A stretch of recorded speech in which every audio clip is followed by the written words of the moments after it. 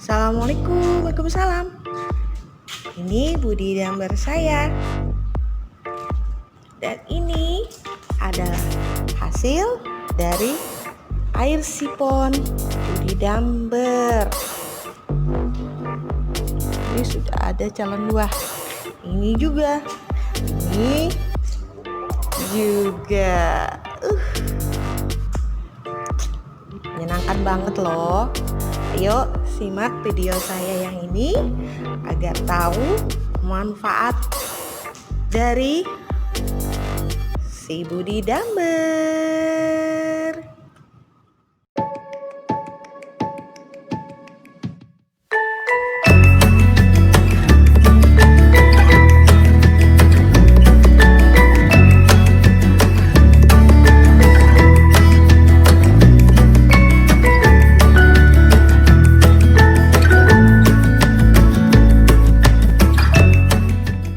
Halo, Assalamualaikum. Ya, ini nih, saya mau kasih tahu.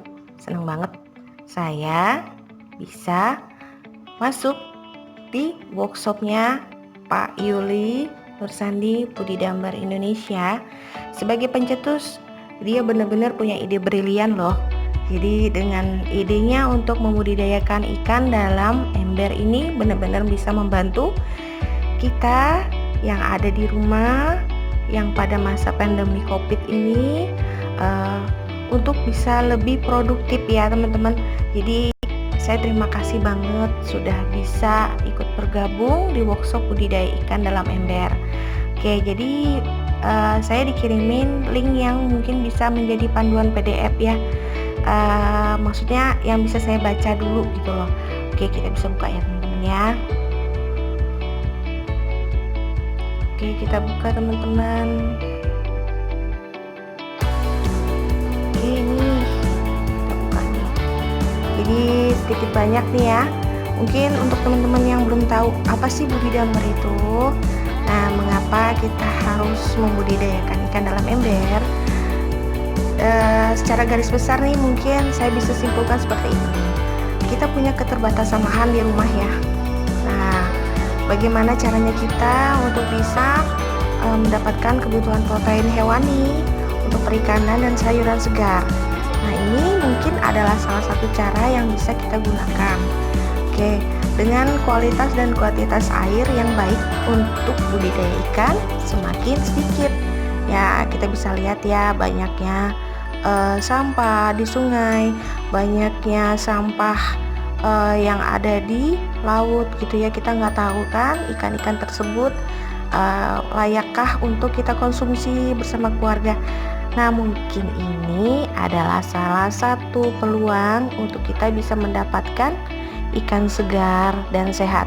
Nah, ini ya kita bisa lihat ikan kangkung nih, ikan dan kangkung maksud saya nih. Jadi tampilannya akan seperti ini teman-teman. Jadi ini bahan-bahannya. Jadi buat teman-teman yang baru akan berbudidaya, nih saya kasih tahu nih, cukup dengan ember 80 liter, arang batok kelapa, atau bisa juga menggunakan arang kayu, kemudian gelas plastik. Nah, ini kita mendaur ulang sampah loh teman-teman dengan menggunakan gelas plastik. Jadi jangan langsung dibuang. Gelas plastiknya bisa kita gunakan. Kemudian benih lele, peralatannya kita bisa gunakan tak, kemudian solder. Nah, ini bibit kangkung. Bibit kangkung ini ada dua teman-teman. Kita bisa gunakan bibit kangkung yang masih biji ya, atau juga bibit kangkung yang kita bisa dapatkan di pasar. Kita beli 2 ikat apa 3 ikat gitu ya, kita potong, kita sisakan, dan kawat untuk menggantung. Nah, ini ada gelas potong kangkung gitu. Di sini ada beberapa cara nih. Jadi gelas tadi ya yang daur ulang tadi kita gunakan untuk menaruh kangkung teman-teman untuk dibudidambernya. Nah, ini lubangi dulu, kemudian kita masukkan batok kelapa tadi sekitar 50-80% volume gelasnya. Nah, kemudian kita masukkan potongan kangkungnya teman-teman. Ingat ya, potongan kangkungnya akarnya harus menyentuh lantai dasar dari si gelas tadi. Nah, terus kawatnya ini kita lubangi bagian atasnya, kita bikinkan potongan kawatnya buat menggantung di pinggir-pinggir embernya. Oke, sampai sini mungkin mudahan teman-teman bisa paham ya. Nah, ini ada cara kita memilih bibit ikan lele. Ada sedikit informasi yang bisa saya infokan. Ikan lele ini punya bibit macam-macam variannya ya. Jadi ikan lele itu ada ikan lele mutiara, sanggoriang, ada lele dumbo. Jadi terserah yang mau pilih yang mana ya. Nah, cuman saya ada info untuk memilih bibit ini, usahakan yang sehat, yang warnanya tidak berubah, kemudian geraknya lincah. Kita bisa ambil itu untuk jadi bibit ikan lele kita ya. Jadi variannya dari yang 5, 7, 8 cm. Tapi kalau mau yang aman, untuk infonya yang saya tahu dan saya sendiri mengalami, biasanya yang 12 cm ke atas itu lebih aman untuk kita pelihara. Jadi persentase hidupnya dari 100 itu sekitar 80% ya. 80% dia kuat gitu loh. Oke, kita lanjut ya teman-teman. Untuk persiapan media. Nah, persiapan media ini dari ember 80 liter tadi kita bisa isi air. Airnya ini bisa gunakan air sumur atau air PDAM. Nah, kalau air PDAM dan air sumur tadi akan lebih baik jika kita endapkan dulu selama 3 hari. Nah, mau lebih bagus lagi, kalau bisa sih sampai ada jentik nyamuknya. Kenapa begitu? Karena air itu sudah layak untuk digunakan di budidambar. Kemudian ini kita masukkan dulu airnya yang sudah diendapkan. Terus kita masukkan si ikan tadi. Ada beberapa cara ya kita masukkan ikannya. Mungkin nanti ada di vlog-vlog saya yang berikutnya bagaimana cara untuk mengadaptasi ikan lele pada saat baru menaruh benih ya. Oke. Nah, kita lanjut. Ini rangkaian gelas kangkung. Nah, ini rangkaian gelasnya kita masukkan di dalam embernya. Nanti seperti ini nih. Nah, seperti ini hasil dari budidambar menggunakan ember 80 liter. Untuk pemeliharaannya ini teman-teman, pemeliharaan ikan ini sendiri kita letakkan di yang terkena matahari maksimal ya teman-teman, agar kangkungnya bisa tumbuh dengan bagus, kemudian tidak ada kutu di daun kangkungnya gitu ya. Jadi kita bisa maksimal lah pertumbuhan lelenya itu nanti. Nah, ini berikan pakan pada ikan sesuai dengan ukurannya, bisa 2 kali dalam sehari. Namun saran saya harus dijadwalkan. Jadi misalnya jam 8 pagi, kemudian di jam 6 sore atau malam setelah sholat maghrib. Nah, ini kalau saya hanya 2 kali saja teman-teman memberi makan. Jadi airnya juga harus diperhatikan ya. Amati juga nafsu makan ikannya, agar kita bisa tahu ikan lele kita dalam keadaan sehat. Nah, ini untuk penggantian air atau sifon. Nah, jadi kenapa kita harus sifon? Kadang nafsu ikan ini menurun, air berbau. Nah, ini kita harus segera ganti.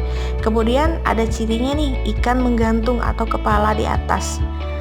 Nah, ini kenapa jadi saya bilang seperti itu. Hal-hal seperti ini sepele namun penting. Terus saya juga mau infokan ya, air sifon tadi yang mau kita buang, saran saya jangan dibuang teman-teman, karena air itu ajaib banget. Kenapa saya bilang ajaib?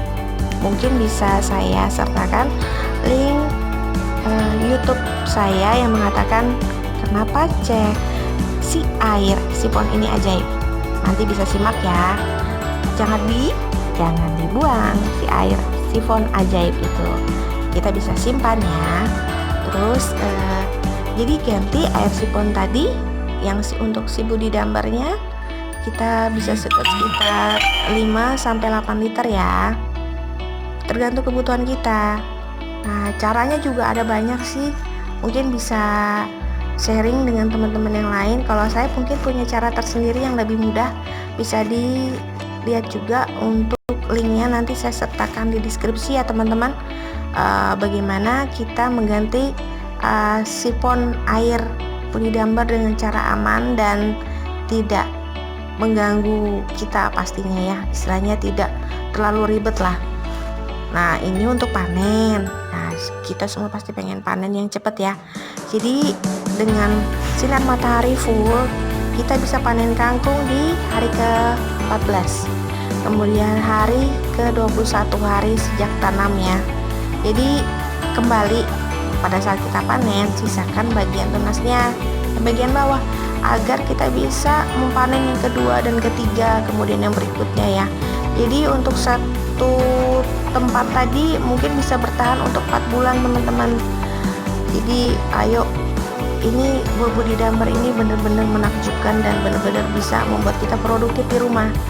Kita bisa panen kangkung dan panen ikan. Nah, ini ada kontak Pak Yuli Nursandi. Nih, terima kasih Pak Yuli. Ilmunya ini sangat bermanfaat, dan terima kasih untuk workshopnya.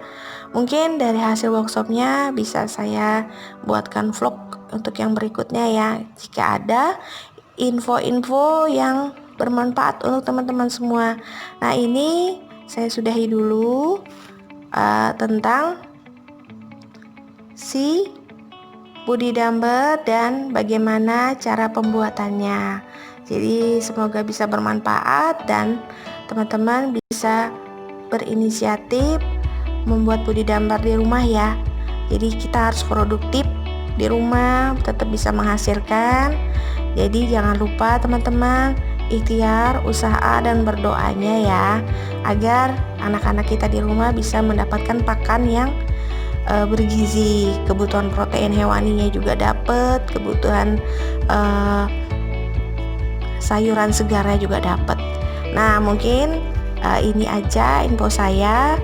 Terima kasih sudah menyimak video channel saya untuk hari ini, untuk saat ini. Jadi saya cuma bisa mengucapkan jangan lupa share, komen, like untuk video saya ya, subscribe-nya juga. Terima kasih. Assalamualaikum, salam Budi Damber, Kota Samarinda.